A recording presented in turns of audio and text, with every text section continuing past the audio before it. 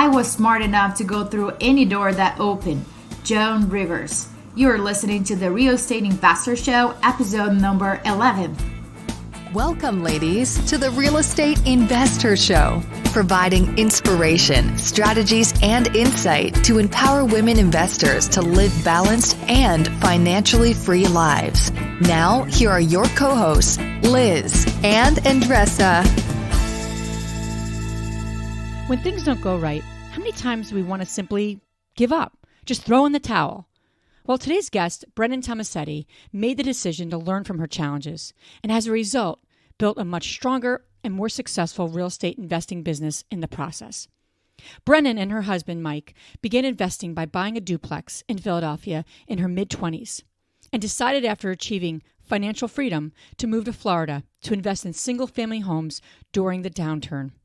After being faced with some challenges in their Florida venture, they regrouped and decided to return to Philadelphia and focus their energy in building their buy and hold portfolio through new construction and development projects, such as warehouse conversions. In addition to her investing business, she runs a small consulting firm and is a mom to an adorable toddler. Hey, Andressa, how we doing? Hey, Liz, I'm great. How about you?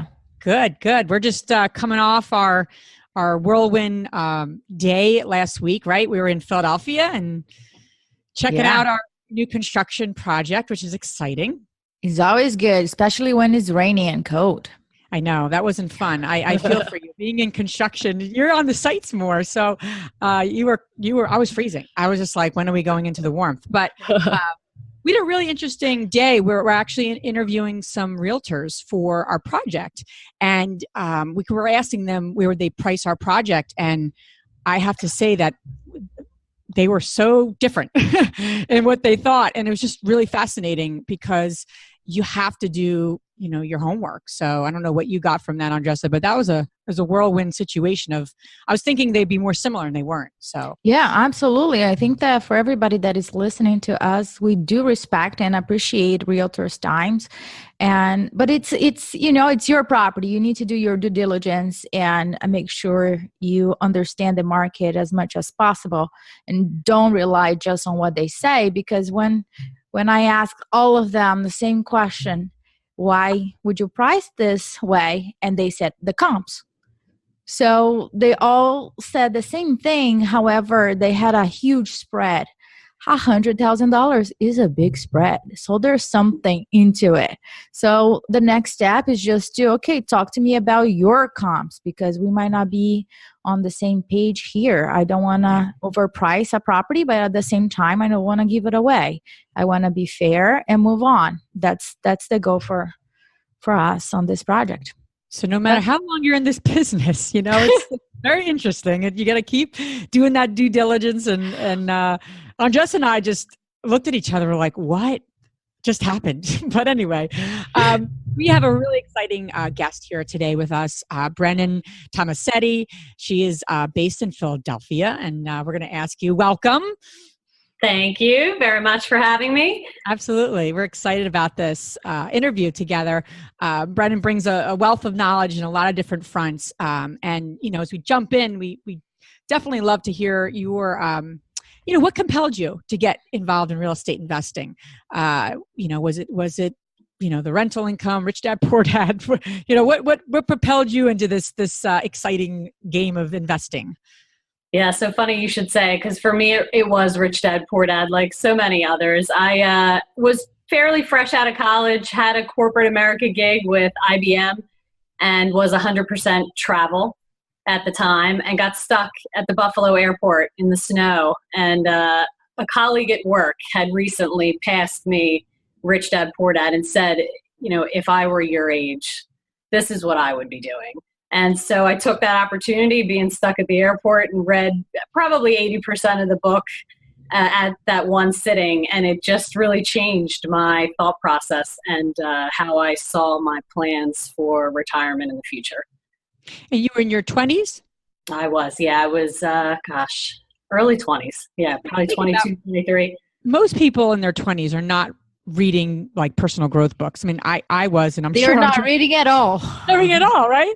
But Andres and I were probably because we're geeks and we got but most people are not, and that's pretty remarkable. So what for you pulled you there? I mean, I always was a reader, so I guess that wasn't foreign to me. Now, did I read prior to Rich Dad Poor Dad a lot of, self-help type, I guess, books I would call them? Probably not. But I really respected this individual who I worked with. His name was Greg Tuttle.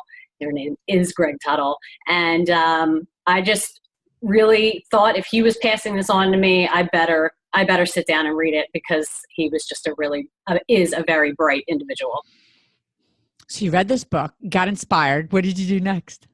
So I had these grand plans at the time, as I mentioned, fresh out of school. I was making, probably more money, certainly more money than I ever had in my life. And, probably didn't know what to do with the money. So I had these ideas that I was going to go lease a fancy car and, waste this money basically. But by the time I was done reading this book, I had just completely altered plans and thought, I'm going to drive the car that I have into the ground until it no longer functions. And I'm going to put every penny I have into real estate so that hopefully I have a relatively short, career in anything other than real estate, really. It just changed the perspective and kind of turned the lights on for me. So I spent from there a great deal of time. I'm one of those green personalities or analytical personalities.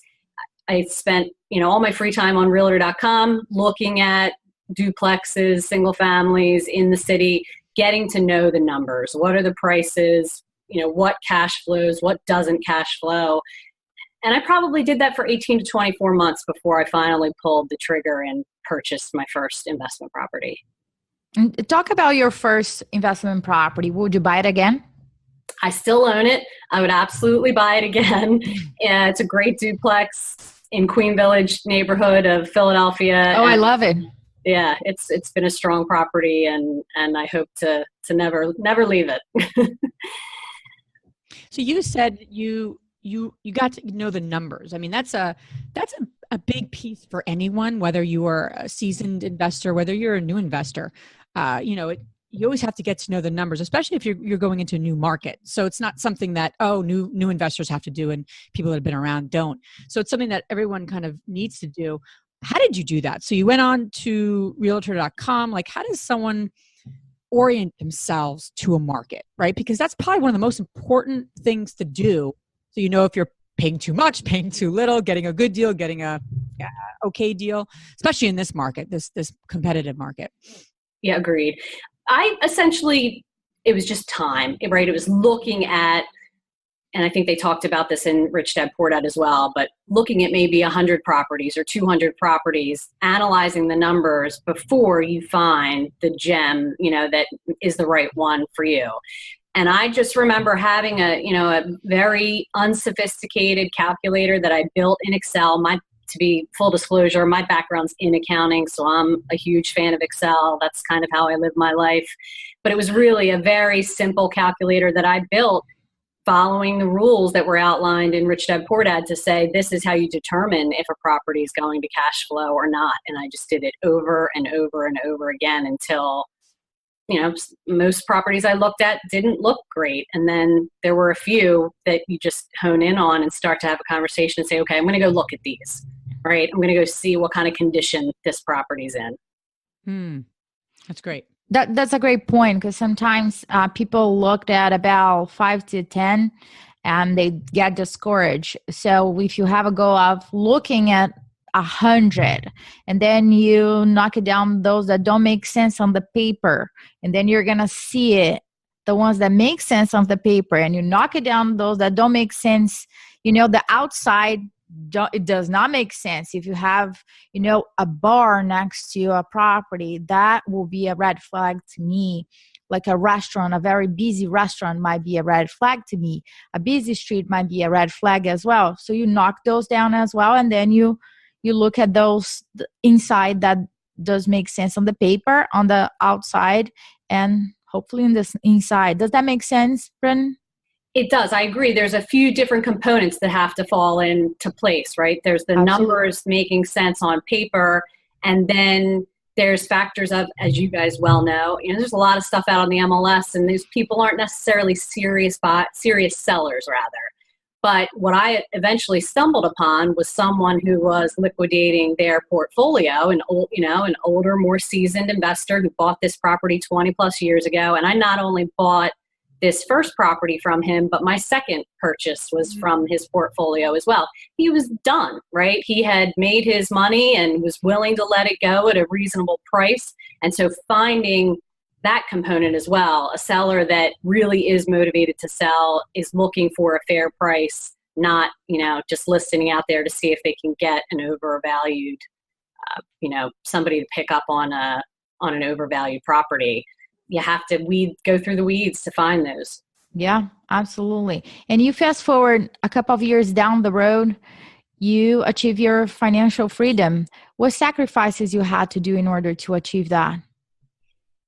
It was really just focusing. Once, I kind of had a clear plan in mind. I purchased the first couple of properties. My boyfriend, now husband at the time, was involved, owned a landscaping and construction company, and he pretty quickly, appreciated what was going on. I think at first he probably thought I was insane, but after the checks started coming every month, he got it, and we became really a team and started looking at these things together and putting together a formula to say, how much do we need, right? We were young and had pretty simple tastes at the time. And so getting to that goal of being able to have real estate produce enough income to afford us our simple lives, we were fortunate enough to be able to do that within a handful of years. That's great. And then, you shifted things up. You went to, so at that point, how many rentals did you have? How many how many units or properties did you own? Because then you took a big step. Right. Like a little more about. Great question. I'm guessing here, but I would say we probably had 6 to 8 rental properties, and they may have been, duplex, triplex, or even single family in Philadelphia when we hit that goal. So then at that point, you kind of shifted and pivoted, as they say. There's a lot of pivots in this business. And you moved to Florida together, right? The two of you jumped ship, left Philly, and went to Florida. That's right. We went all in, as they say, and I quit my job in corporate America. My husband sold his landscaping and construction company, and we moved to Jacksonville, Florida, to invest in real estate full time. And so we did and my brother, who was living in Key West at the time, moved up, the coast in Florida and joined us in Jacksonville. And so the three of us launched a new entity that purchased single family homes. It was at the beginning of the real estate crash, really, right? We went down there at the end of 2005. So we were purchasing properties from the banks at, pennies on the dollar at the time. Now, we didn't know that we hadn't reached the end yet, but we thought we were getting pretty great deals, and we were getting pretty great deals on some of these properties. So tell me what happened after. I'm curious. So as it turns out, not the greatest investment decision we ever made, but we learned a great deal. So we went down there, like I said, on a mission to purchase as many of these single family homes as we could. Our goal, I think, internally was 100. We made it to just about 50. And then the banking crisis occurred, right? The big bank bailout. And what transpired there was that when the banks failed, they imposed a rule, a restriction that prohibited individuals from having loans on more than 10 properties per person. Oh. And by that time, of course, we all had more than 10 in our name. So it brought us to a screeching halt, which in retrospect was not a bad thing, because we had built this portfolio of homes that we were now managing full time. And that was really more than enough on our plates to deal with. So we wrapped everything up in property management, left Florida in 2009, and came back to Philadelphia. And we're a little bit stalled because the funding, which was so free-flowing previously, had really dried up for us. It was very difficult to get a loan to acquire any more real estate at the time. In Florida? In the United States. Okay, certainly gotcha. In Florida, but in the United States, we couldn't, banks would not give us additional loans because we had hit that 10 cap rule, which held for many years. Gotcha. Yeah. So do you still hold those properties in Florida? Some of them. We've started an exit strategy there. As I mentioned, not the greatest investment we've made. What we didn't account for in Jacksonville was we had grown accustomed to these properties in Philadelphia, which were a little bit higher end, I would say, center city properties where young professionals were our tenants, and either they were on the lease or mommy and daddy were on the lease as well, which is even better. When we went to Florida, we were in more like a starter home market, and these folks had large families, which takes a little bit more toll on the property itself, and weren't always in the best financial position, and so sometimes struggled to pay the rent. So we were having a much more expensive turnaround cost than we were used to in Philadelphia, and a much shorter window of time that our tenants stayed in the property. So all of that just translates to higher expenses that we hadn't accounted for. And at the same time, to compound it even further, when we went to Florida and started purchasing these properties, as I mentioned, the turn had begun, but it hadn't ended yet. So things kept going south on the values of these properties. So it put us in a position that, was less than ideal. So we have worked on exiting those. We're down to about a dozen in Jacksonville at this time.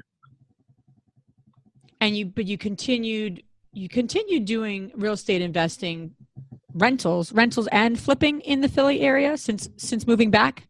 Yes. So when we came back, because of the financing issues, we initially went into flipping, and we had a company called Philly Home Flipper. And catchy. I like it. Yeah, it was fun.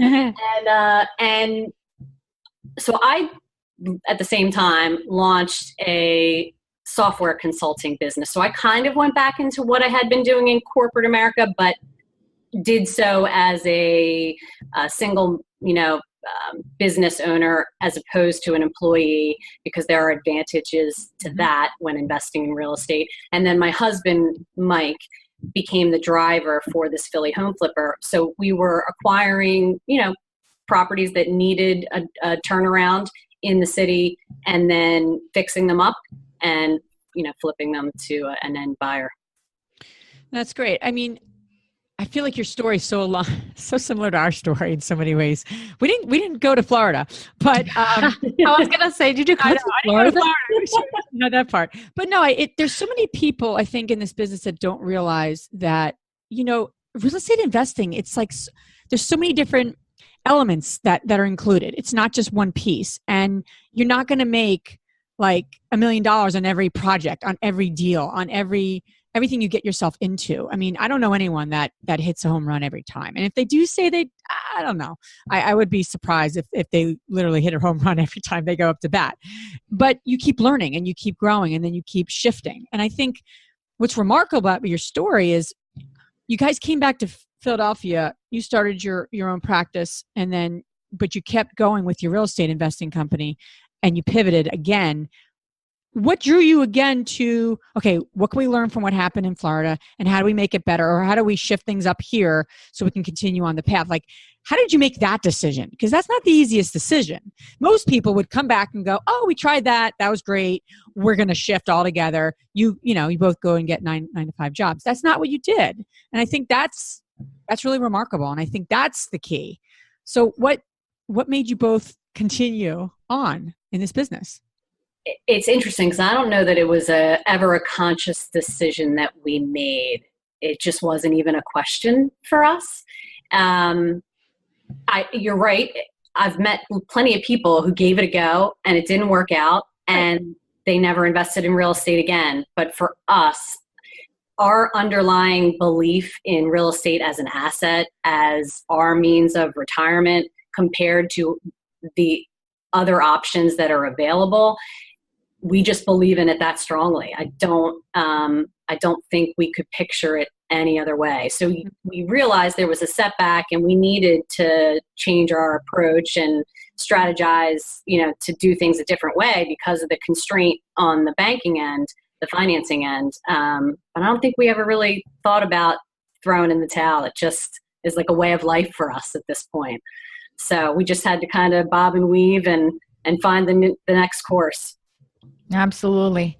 You mentioned that you work with your husband and you guys been building the company for many years.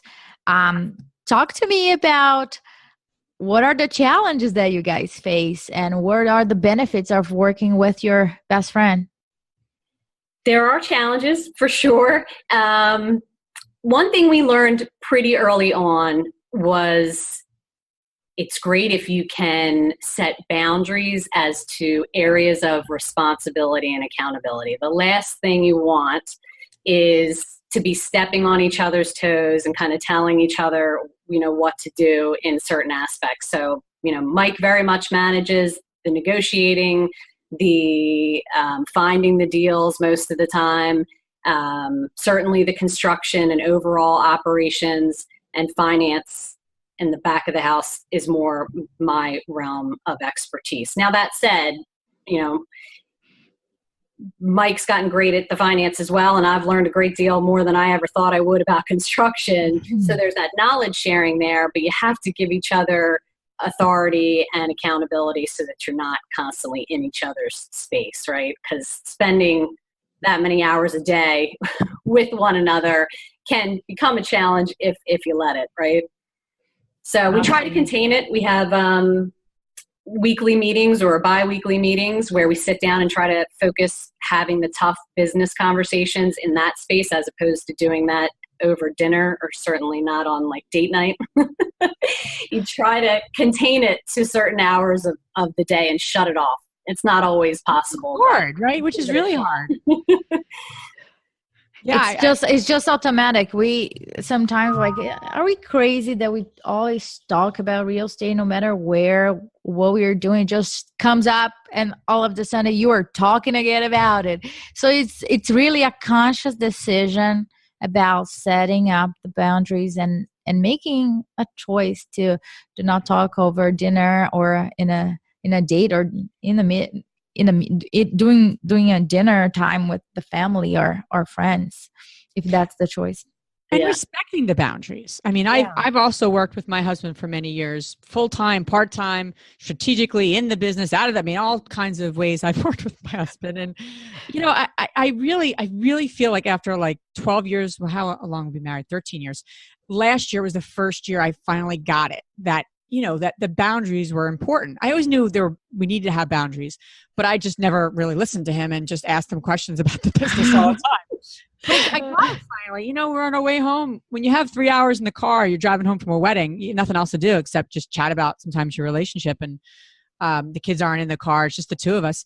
And and we really got some clarity around what boundaries one another needs. So I think that's so important. And you have to really respect your partner's wishes, especially if you're not full-time in the business, which, my husband's more day-to-day operator and I'm in the business, but I'm not in the business the way he is. So He'll come home and I'll be like, how's this going? How's this building? How's that? Like I'm his manager, I'm like his little manager that sits at home waiting for him to give me all the good news. That's not effective for our marriage or for our relationship. 12 years later, finally figured that out. But the point is that your boundaries are not the same as your partner's, and you have to know what they are and respect them, as hard as it is. Agreed. So. And I have that same issue, Liz, because I'm not in it every day as much as Mike is anymore. I have that same challenge where when he comes home, I want to know what's new. What was the great thing that happened in our real estate business today? Because I've been doing software consulting all day. Right. It's the last thing I want to talk about, but he wants a break too, right? That's right. I'm curious how old is your daughter? 2 years old. So you guys get financially free, start buying properties, move to Florida, you take this, try this new venture. You make things right. You move back. You keep building the business. You keep shifting and moving and growing your portfolio and doing a lot of neat things in Philadelphia. And then you have a daughter. So how does that piece, how does that growing your family, having this adorable little one, which I've seen pictures of and know she's adorable. How do you then balance it all, right? How do you personally balance it all? Because how has having a daughter shifted your investing goals? Yeah, that's an important question. And it changes your perspective, as I'm sure both of you know, on pretty much everything. It makes the foundation, in my opinion, even stronger, right? Your goals, your passion to reach the goals that you've set. You've got new reason, to make that happen. So if anything, I feel like it makes our conviction and our goals and objectives even stronger, having Luca now in the space. But at the same time, it also reinforces that need to separate, family time from business time.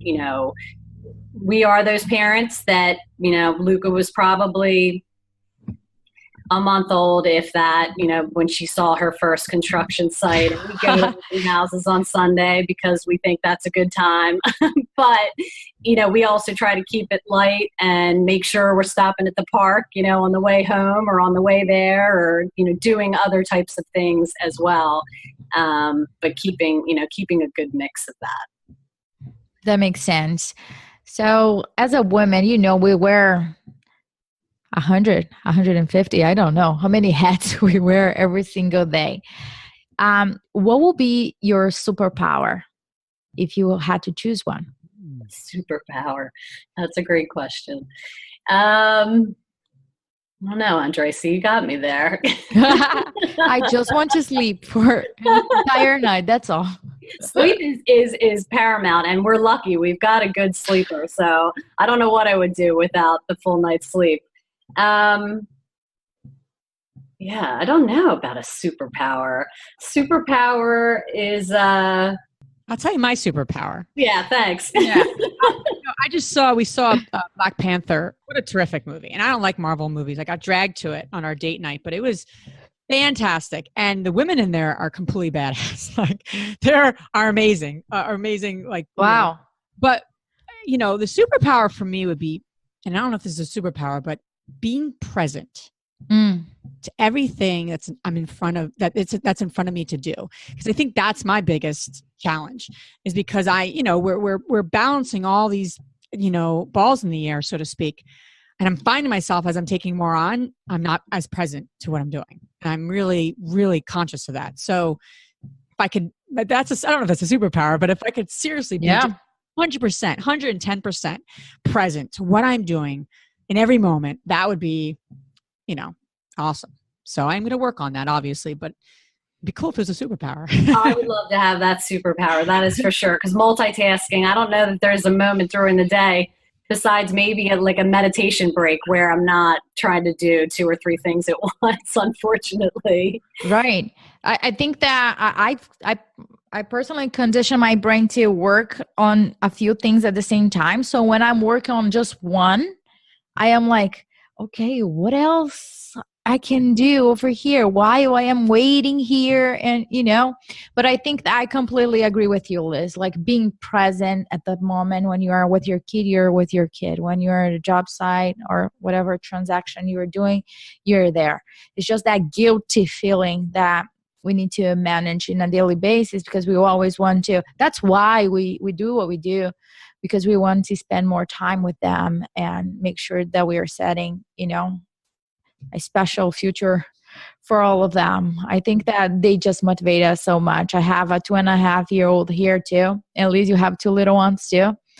That when we look at them, you just jump out of the bed and just go. Yeah, absolutely.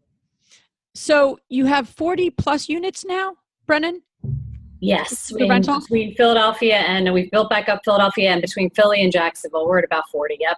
Okay. Where are you guys headed? And what are your next steps? And that's a big piece of this business too. I mean, often people want to get that first property and then they build a portfolio and then they're growing but then, things change, right? Our goals change, our goals shift. So I'm just curious, where are you headed? Where are you and your husband's goals headed next? And, how are you monitoring that?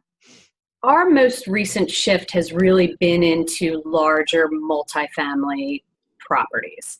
And that is really been Mike's focus. And Mike has absolutely been the driver behind making that happen. It was interesting because when we went to Florida, it was all about how many houses can we get? Like that felt like somehow if we could get more houses, it would be better. And now what we've learned from that is to focus on the quality of the investments and maybe not having, 50 different addresses that you have to manage, but maybe having 1 or 2 or 3 addresses that you manage that have a number of doors, within. So that's been the biggest shift lately, moving into, dozens of doors under one roof. And so that's super exciting. We've started doing some new construction. We've done some cool warehouse renovation projects that have been a lot of fun, things that we've just never been involved in before. That's the cool thing about real estate. There's always something new right around the corner. You can do flips one day and then single family home investments the next day and multis beyond that. There's so many different facets, even getting into commercial, some of the commercial space in our multifamilies. That's been fun and interesting to learn about. But I think overall, just stabilizing that portfolio and continuing to grow and build and develop in Philadelphia is our objective. So I think you made an excellent point about being smart about your investment instead of looking at the quantity itself to fulfill, if they're cash flowing well, beautiful. But if they're not, working smart and choosing the investment that makes more financial sense. I think that was a great point. I just wanted to point that out. Yeah, no, that absolutely is. The other question that I have for you too is, for those who don't know, Philadelphia is a very, very competitive and hot market. And I think there's a lot of hot markets just because of the nature of the real estate market we're in right now. However, being someone who invests in Philadelphia as well, and you'll hear that across the country, even just in, in Bigger Pockets and all these forums and what have you. It's not an uncommon thing you're hearing in the kind of from other investors. So how do you manage that? How do you and your husband find good opportunities, in such a competitive and, in a market that everyone wants to be in? So I'm just curious how you guys navigate that. It's a great question. And I think it comes down to relationships, really. That was interesting in the transition. We're from Philly. We invested in Philly before, but even just that 3 to 4 year break we took and left and went to Florida, when we came back to Philly, it took some time to ramp back up and make sure, we got to know the players.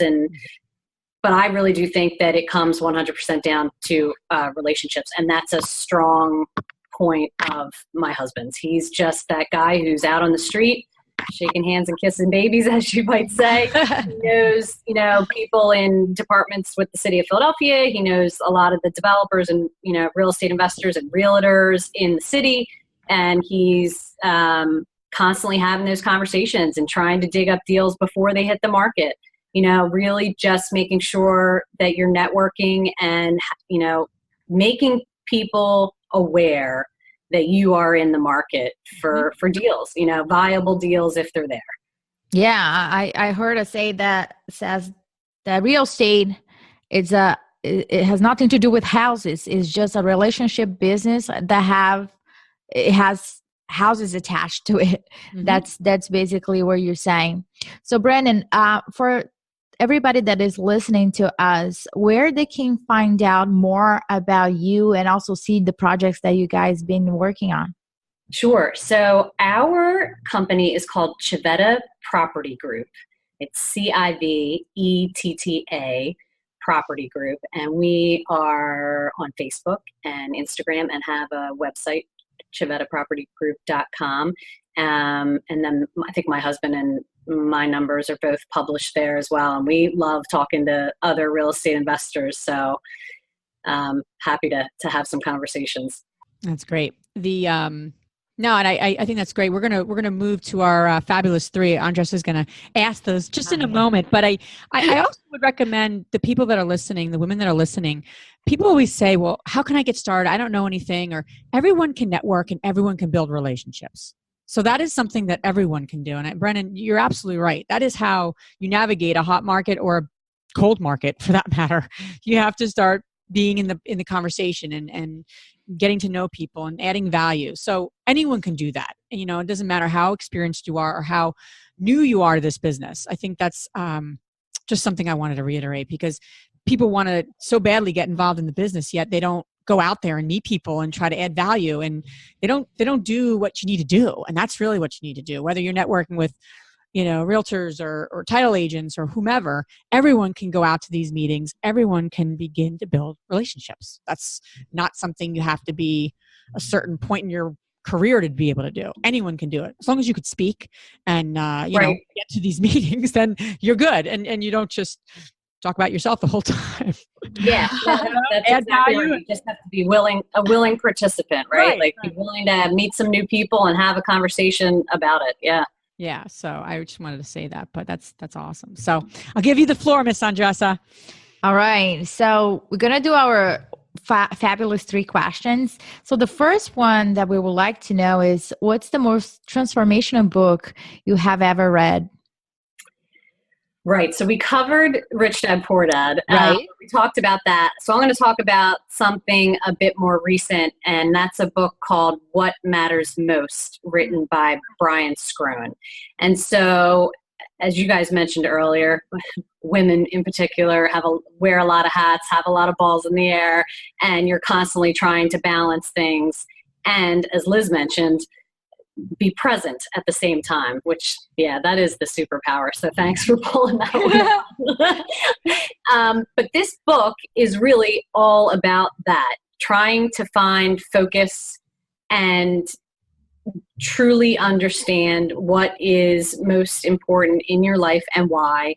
And then there's these 5 fundamental areas that you should constantly be mindful of when it comes to setting your goals and focusing on priorities within your life. And this book has really, for me, made that come into more of a focus, making sure that I have time in my life for, meditation or health and well-being, and focusing on, eating right. And all of those things really feed into making the rest of our life more successful and more balanced. So, What Matters Most, Brian Scrone. That's been a great book that I read recently.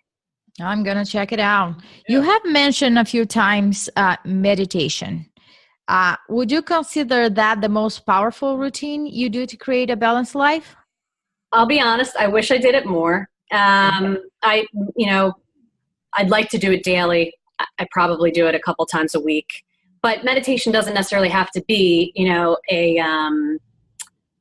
setting aside an hour a day and, sitting in a corner. Sometimes it's just taking 5 to 10 minutes and focusing, on an intention, or quieting my mind. I have a mind that races. And as we talked about with the multitasking and all, sometimes it can get to be just too much going on in your head. And so kind of a cool trick that a mentor, Keith Cunningham, taught us years ago to stop your brain and give it some quiet time was just to repeat to yourself, I wonder what my next thought will be.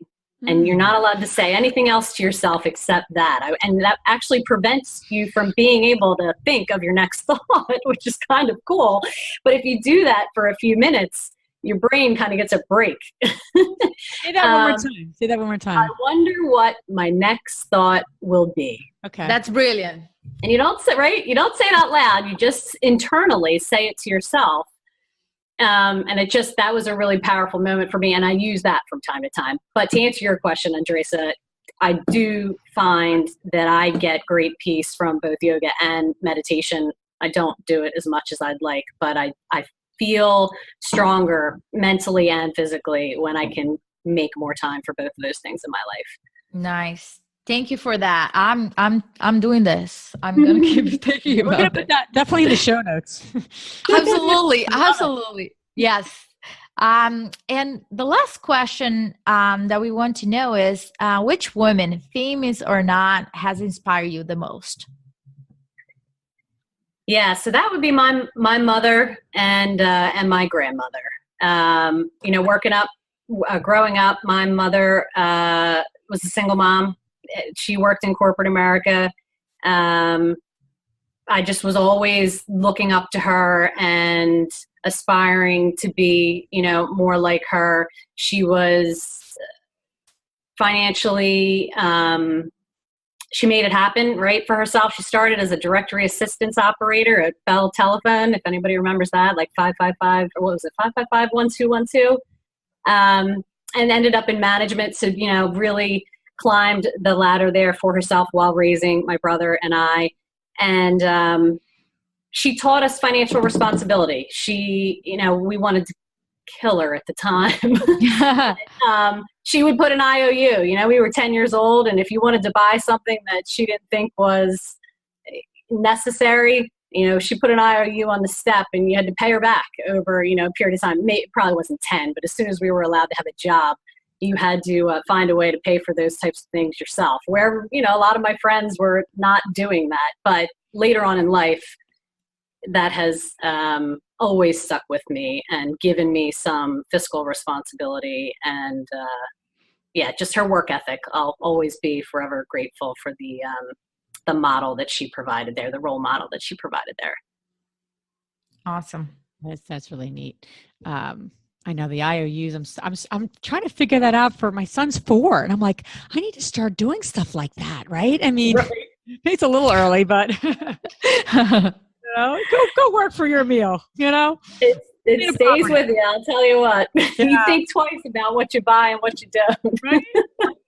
Brennan, thank you so much for coming on our show, the Real Estate Investors Show. We really, really appreciate your time and just great insight into a lot of different areas here. So we really just thank you so much for coming on the show. My pleasure. I wish you guys the best success with this venture, and I think it's great that you've created this space for women. So thank you both for that. Yeah, no, thank absolutely. you. Thank you for sharing with us a little bit of your business and also your personal life. Thank you very much. My pleasure. Thanks for listening. Thank you. Ciao.